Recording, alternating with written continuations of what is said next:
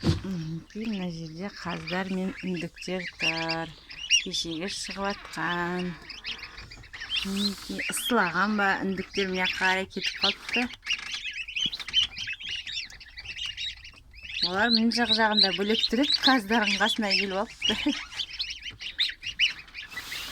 Мінекей қаздар. Бұларды асыққан екен мен. 29-шы күні түртіп, 30-шы күні шығады екен ғой. Асыққанмын. Свет қойып қойдым, күн далада ыссы болса да. Том қалады ғой бұлар. Гараж салқын. Мына үндіктердің өзінің жемін бердім. Индюшный старт пурины. Мына қаздарға қазір өздерін бөлек жемін берем. Бұлардың да қарны ашқан ау деймін. Мына жерге старт пурины тоже сеуіп қойып едім. Түсінбей жүр ау деймін қазір. Суып тауып алдыңдар ма? О, сөйтіп ішіңдер. Мына пропойка жасақ қойдым айтпақшы. Пропойкаде бір фурацилин, бір аскорбинка таблетка, сосын бір тетрациклин.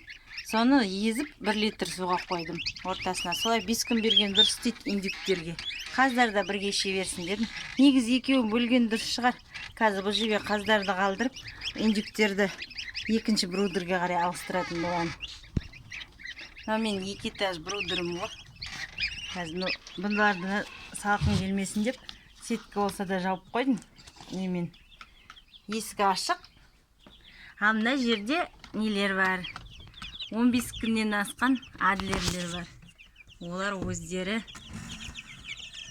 футбольный команда. Тамақтарын тосып саттық. Суларында қазір береміз.